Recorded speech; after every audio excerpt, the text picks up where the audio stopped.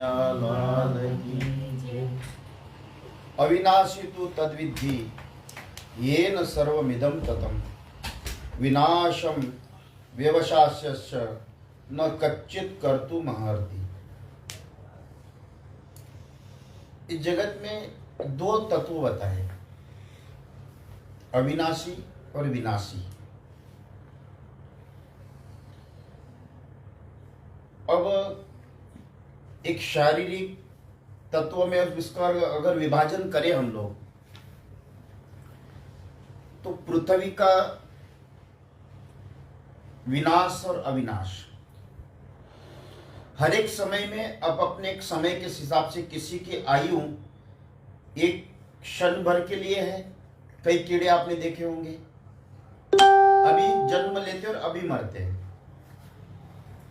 कोई 1 मिनट के लिए है, कोई 5 मिनट के लिए है, कोई 1 घंटे के लिए है, कोई 5 घंटे के लिए, कोई 1 दिन के लिए, कोई 10 दिन के लिए, कोई महीने भर के जन्म लेकर आता है, कोई 6 महीने का लेता आता है, कोई साल भर का, कोई 10 साल का, कोई 15 साल का, कोई 50 साल का, कोई ये 84 लाख योनियों में।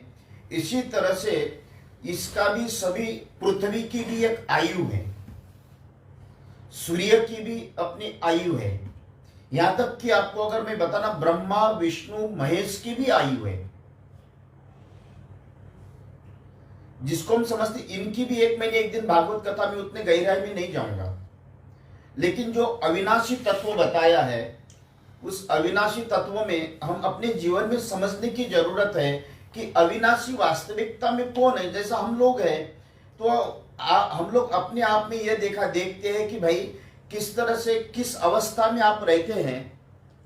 इस पृथ्वी चंद्र सूर्य ने उत्तम स्वामी जी जैसे लोग कितने जन्म लिए और कितने मर गए। भगवान राम तक ने जन्म लिया और मर गए। बड़े बड़े ऋषि महर्षि मुनि साधु संत महात्मा देवी देवता, यहां तक कि इंद्र चंद्र सूर्य अग्नि वायु आकाश 11 रुद्र, जो 33 करोड़ देवता नहीं होते हैं, उसमें 33 प्रकार के देवता होते हैं। उसमें अश्विनी कुमार आए, सप्तऋषि आए, 11 रुद्र आए। तो सभी प्रकार का आप अपने जीवन में एक मूल तत्व और एक विनाशी तत्व ये संसार में चलता रहता है। जैसा आप कपड़े पहनते हो तो कपड़े अपने जीवन में कितने आपने पहने, शरीर तो एक ही है, लेकिन इस शरीर के साथ में अपने वस्त्रों को कितना बदला। तो ये शरीर एक अवस्था है, तो शरीर के साथ में भी अविनाशी, शरीर नित्य है। कब तक? भगवान ने जितनी 50 साल 100 साल 70 साल 80 साल ये एक आपको तत्व दिया है। इस तत्व 100 साल के आयु में या 70-80 साल के आयु में आपने कितने लोगों को जन्म लेते हुए आंखों के सामने देखा और कितने लोगों को मरते हुए आंखों के सामने देखा। इसी तरह से परमात्मा भी इस जगत का कितने जन्म लिए और कितने मरे हैं। लेकिन परम तत्व अविनाशी तत्व जिसको भगवान कहते हैं, अविनाशी तु तद्विद्धि येन सर्वमिदं ततं, ये कई तत्व ऐसा है जो स्थायित्व मानते हैं, जिसको कभी समाप्त नहीं होता है। लेकिन उसके द्वारा निर्मित सारे तत्व, जैसा आप मिठास है गन्ने की लेकर सभी अवस्था की, आप सभी चीजों में एक ही अवस्था रहेगी, उसमें मिठास उत्पन्न होगी। लेकिन भाई मिठास की अवस्था, कोई भी मीठी वस्तु आप उठा लोगे तो उसमें मिठास आएगी, वो अविनाशी तत्व मानते हैं। और नाशवान तत्व उसमें से बनी हुई है मिठाइयां जितनी भी है, वो कोई चिरकाल नहीं रहती है। तो इसी अवस्था में मिठास तो किसी भी, आप चलो गन्ने में देखो, चाहे किसी भी अवस्था में चले जाओ, उसमें खाली एक ही तत्व है, मिठास तत्व। इसी तरह से जगत में पूरे ब्रह्मांड में एक तत्व मानते हैं जिसको ईश्वर तत्व है। और इसमें भी निर्गुण और सगुण। अब जितने भी सगुण का अर्थ अगर आपको समझा दूं तो कोई भी आकार प्रकार लेकर जो भी आएगा, संत ज्ञानेश्वर महाराज ने लिखा है, जो दिसे तो नासे, ये घटिका यंत्र जैसे जितने भी आपके दृष्टि गोचर वस्तु है, ये विनाश की ओर जाएगी, और जितने भी आपके आत्म तत्व युक्त वस्तु है वो अविनाश की ओर जाएगी। जो निर्गुण तत्व है वो सारे के सारे अविनाशी तत्व है, और जितने भी सगुण तत्व है वो सारे के सारे विनाश तत्व है।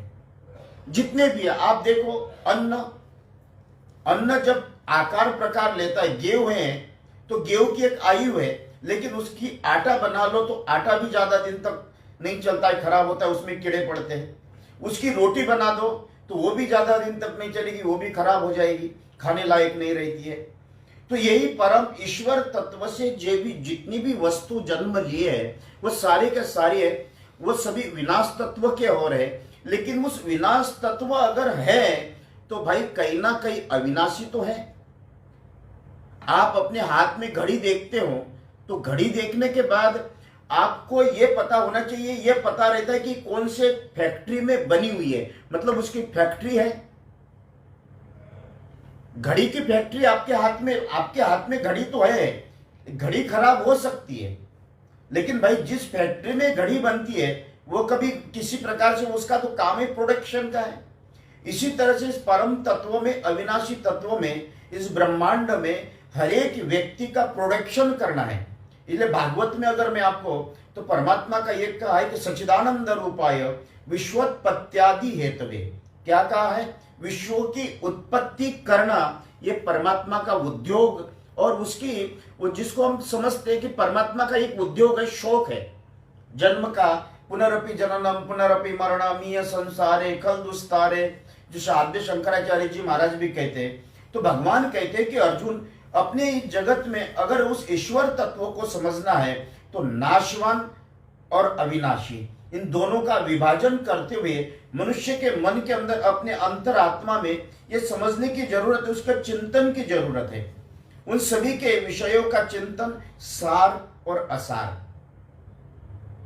अब निसार जिसको, असार जिसको कहते हैं, सार सार और असार, इस विषय के चिंतन में जो भी व्यक्ति लगा रहता है या जो भी निर्णय कर पाता है वो कभी भी जगत में जो भी सार तत्व है वो सार तत्व में कभी भी स्थिरता नहीं रहेगी। जैसे आपकी विचार तत्व में स्थिरता रहेगी, सुबह क्या, शाम को क्या, रात में क्या, आपके विचारों की स्थिरता भी आपके मन में भाव नहीं रहती है। किसी के व्यवहार से आप दुखी हो जाते हो, किसी के प्रसन्नता के साथ आप उसके साथ प्रसन्न हो जाते हो। कोई आपके हिसाब से चले तो अच्छा लगता है, कहीं नहीं चले तो अच्छा लगता है। तो ये सारे जगत के एक आधार तत्व बताया। परमात्मा कहते हैं कि हे अर्जुन, अपने इस जगत में त्रिभुवन का जितना भी हम पूरे ब्रह्मांड में त्रिभुवन, मैं त्रिभुवन की बात तो नहीं करूंगा, मैं वहां स्वर्ग की बात नहीं कर सकता हूं, मैं पाताल की भी नहीं करूंगा, धरातल, तलातल, रसातल, पाताल, सुतल, वितल, भूतल, उसमें सभी प्रकार के सप्तलोक तो उसमें ही वर्णन आए हैं, और 3 लोकों का वर्णन आता है। आज विज्ञान कहता है कि चंद्र में भी कोई अंश है, जीव वहां घूमते हैं, और वहां भी मनुष्य, वहां भी जीव है। तो अनेक प्रकार के आज एलियंस के बारे में हम लोग चर्चा करते हैं, वो सारी तो हमारी ये तत्व तो पहले ही बताया हुआ है। उन्होंने हमसे एडवांस में रहते हैं, लेकिन हमारा विषय क्या है, संसारिक जीवों का। आप लोग खाली, हम लोग एक वन वे ट्रैफिक लेकर चल रहे हैं, और वन वे ट्रैफिक मतलब एक ही रास्ता सोचकर चलते हैं, वो है संसार। और संसार में जब प्राप्ति, वियोग, संयोग, संयम, शांति या असफलता, ये सभी वस्तु में जब आप चले जाते हो तो उसमें एक डबल टॉपिक, कभी डबल वे कभी सोचते नहीं है, नहीं ये रास्ता जाने के लिए है तो एक रास्ता आने के लिए भी है। ये सारा जगत द्वय भाव से चलता है, दिन है तो रात है, स्त्री है तो पुरुष है, पद है तो पतन है, सम्मान है तो अपमान है, प्रशंसा है तो प्रहार भी होगा। इस संसार के 2 तत्वों में आप लोग खाली एक तत्व को कारण हम लोग, आपने जन्म लिया, और जन्म भाई आपने कैसा जन्म लिया, कैसे बड़े हो गए आप। बड़े होने के बाद आप जब आगे बढ़ते हो तो बाल्य अवस्था में तो आपका कोई विचार होता ही नहीं, क्या बनना है 5 साल तक आपको समझ में नहीं आता है।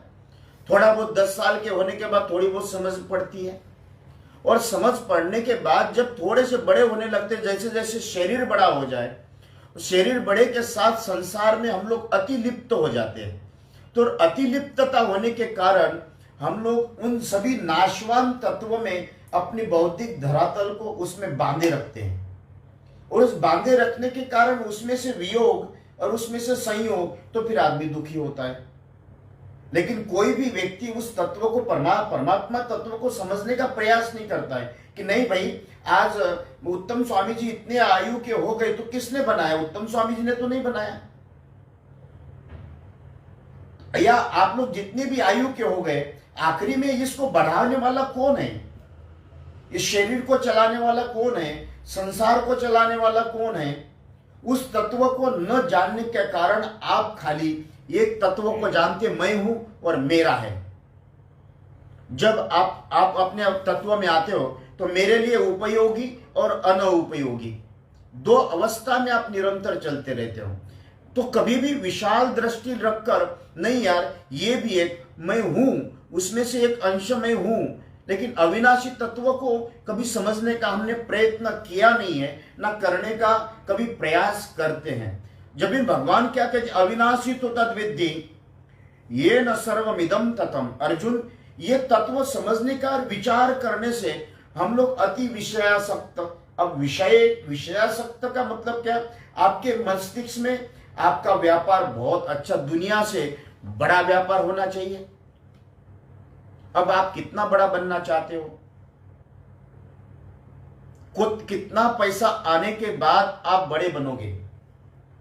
दुकान में बैठने के बाद आपके मन में आता है कि मेरा व्यापार बहुत अच्छा चले। ये खटिक भी अगर मांस बकरा काटता है तो उसको भी लगता है कि मेरे रोज मैं 10, 20, 25, 50 बकरे बेच दूं। इतना व्यापार करता है वो, उसका कल्पना। वो भगवान को वो भी अगरबत्ती लगाता है, उसका व्यापार है। हर एक व्यक्ति का अपना अपना व्यापार रहता है। तो जहां एक जूते वाला वो सोचता है कि यार भगवान से ये प्रार्थना करता है कि भगवान इतनी जूती भेज दे कि सुबह से लेकर शाम तक एक दिन में पूरी दुकान खाली हो जाए। चोर जब चोरी करने के लिए जाता है तो चोर कहता है भगवान ऐसा आशीर्वाद देना कि उसके घर का पूरा माल साफ करके आ जाओ। हर एक अवस्था की अपनी अपनी व्यवस्था है। अपनी अपनी अवस्था में, जब संसार की अवस्था में आप अपनी मनस्थितियों को किस स्थिति में लाकर खड़े करते हो, इस तत्व के ऊपर समझने की जरूरत है। तो संसार में हम लोग जितने भी चलते हैं, सारे के सारे जगत में चलते हैं, लेकिन इसके पीछे कोई ना कोई, जैसा आप आकाश में चलते समय फ्लाइट चलते हुए देखते हो, लेकिन फ्लाइट चलते हुए तो दिखती है, लेकिन आप पायलट को कभी नहीं दिखते। ट्रेन चलते हुए दिखती है, लेकिन वहां का मास्टर ने आपको, वह ट्रेनर या ड्राइवर नहीं दिखता है आपको।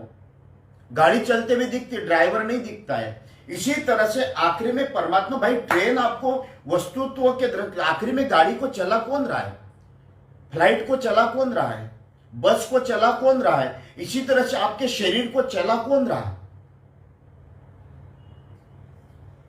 तो ये परमात्मा कहते हैं कि ईश्वर कहेगा अर्जुन, आज अविनाशी तो तद्विद्धि ये न सर्वमिदं ततम।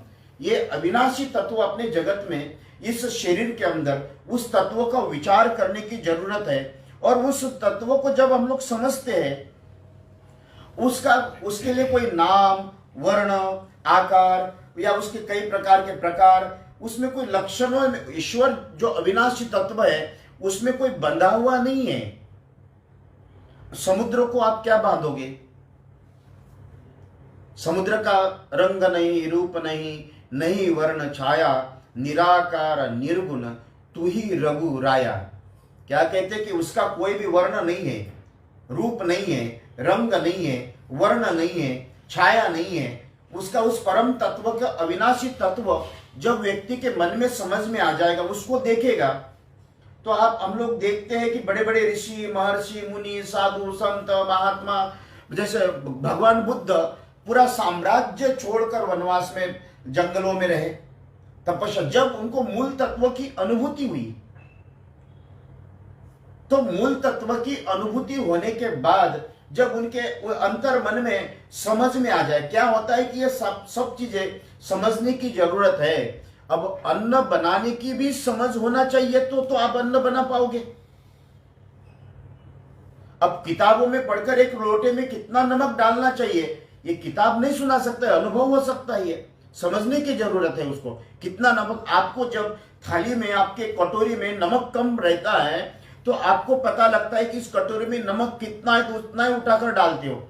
ये आपकी समझ है। तो भाई भगवान यही कहते हैं कि आप संसार में और ईश्वर तत्व में, अविनाशी तत्व में ये समझने की जरूरत है। अर्जुन, जब आपके मन में जब समझ में आ जाएगी, आप सोचोगे कि वो किसी आकार प्रकार में है, किसी मूर्ति में है, या किसी मंदिर में है, या किसी तीर्थ स्थान में है। ये तो सारे जगत में 800 करोड़ लोग और 84 लाख जीव, और मैं तो समझता हूं पेड़ों में भी परमात्मा अविनाशी तत्व है, तो ही जाकर हरा है वो। ये कीट पेड़ हरा क्यों है? उसमें प्राण तत्व है तब जाकर हरा है। जैसे प्राण तत्व समाप्त होते वो सूख जाता है, आप लकड़ी जलाते उसकी। इसलिए परमात्मा क्या कहते हैं कि ईश्वर कहते हैं कि अर्जुन, उस अविनाशी तत्व का किसी भी प्रकार की इन सभी उस लक्षणों में ईश्वर तत्व जो है। अब मुझे बताओ, आपके शरीर में उत्तम स्वामी जी का बता सकते हैं कि नाक ऐसी है, कान ऐसे है, हाथ ऐसे है, पैर ऐसे है। ये आप एक आपने आकार क्यों कि आपने देखा। अब जिसने उत्तम स्वामी जी को देखा ही नहीं है, खाली नाम सुना है, तो वो क्या वर्णन करेंगे। इसी तरह से उस परम भाई, मुझे अगर देखना है तो आपको वहां से आकर बैठकर देखना पड़ेगा कि उत्तम स्वामी जी कैसे हैं। इसी तरह से उस परम तत्व को अगर खाली नाम सुनने से भी नहीं, वो ना वो किसी आकार प्रकार, ये हम लोग आकार प्रकार में बंधे हुए हैं, और आकार प्रकार में बंधे होने के कारण उसका आकार प्रकार, लेकिन निराकार जो है वो निराकार उस आत्म तत्व परमात्मा कहते हैं कि अर्जुन, उन सभी सर्वव्यापक परमात्मा है। आप पत्थर में परमात्मा है, कण में परमात्मा है। अब मैं पुराणों की बातों में भी नहीं जाऊंगा। आप कहोगे नरसिंह भगवान कैसे प्रभु पत्थरों में से निकले। आज अगर संत एकनाथ महाराज की बात बता दूं तो गधे के अंदर उन्होंने रामेश्वर प्रकट हो गए। ऐसे कई तत्व, जाए ज्ञानेश्वर महाराज कहे, ज्ञानेश्वर महाराज ने उस तत्व की अनुभूति करने के बाद जो जड़ दीवार थी उस दीवार को चला दिया, और चैतन्य तत्वों से जब वो कनेक्ट हो गए तो कनेक्ट होने के बाद वही आत्मा एक तत्व में रहते हुए भैंसे के मुख से वेद बुलवा दिए। कितना वर्णन बताऊं। तो यही वर्णन जब आपकी जीवात्मा अंतर आत्मा से कनेक्ट होने लगेगी। अब कनेक्ट कैसे करना है, आगे समाधि के विषय में, साधना के विषय में, इस सारे विषय के ऊपर चर्चा परमात्मा ने की है, लेकिन उसको धीरे धीरे एक एक दिन मैं आपके इसके ऊपर चर्चा करूंगा आपके साथ में कि साधना कैसी होती है, कैसी करना चाहिए, आत्म तत्व की अनुभूति कैसी होती है। लेकिन हम क्या होता है कि हमारा जो विषय है वो सभी के सारे विषय बाह्यांतर है। बाह्यांतर का मतलब समाज के, अब किसी की सुंदरता देखे तो उसके पीछे भाग रहे, कोई खाने का मन कर रहा है तो उसके पीछे दौड़ रहे, कोई पैसे के लिए गए तो वाले वो तो पैसे के पीछे वहां दौड़ रहे हो, कोई नाम बदनाम हो गया उसके पीछे हो गए, कोई बहुत बड़ा नाम हो गया तो उसके पीछे दौड़ रहे। अब समाज में आप समझते हो कि मेरा इतना बड़ा नाम है, तो कब तक बड़े बड़े नाम वाले लोग, उनसे पूछिए, कोई पूछने वाला नहीं है। महात्मा गांधी जी को भी वर्ष में एक बार लोग फूल माला चढ़ाने, साल भर वहां की क्या अवस्था रहती आपको पता है। तो हम लोग नाम भी कब तक, अब जिनको अपना आइडियल पूरे वर्ल्ड में आइडियल मानते हैं, आज उनकी अवस्था क्या है, कब तक। क्या रोज आप महात्मा गांधी का स्मरण करते हो? नहीं करते हैं। इसी तरह से परमात्मा ये कहते हैं कि अर्जुन, अविनाशी और विनाशी दो तत्व से ये दुनिया चलती है, लेकिन हम लोग विनाशी तत्व के ऊपर आरूढ़ होकर हम अपने आप में ये मानते कि नहीं, हम लोग जो बैठे हैं वो बैठे हैं अविनाशी तत्व, विनाशी तत्वों पे बैठे हैं। और विनाशी तत्वों में पतन, उत्थान, सम्मान, मान, प्राप्ति, वियोग, ये सारे के सारे उस अवस्था में रहने के बाद हम उसी के अवस्था में अपने आप को मनुष्य भाव के साथ में चलाते। लेकिन मान अपमान आगे चलकर उसके ऊपर चर्चा करेंगे। विनाशमय व्यवसायस्य न कच्चित कर्तुर्महर्ति, यह उसके ऊपर हम लोग कल चर्चा करेंगे। आज का विषय यहाँ तक ही समाप्त हुआ। कृष्ण कन्हैया लाल की जय।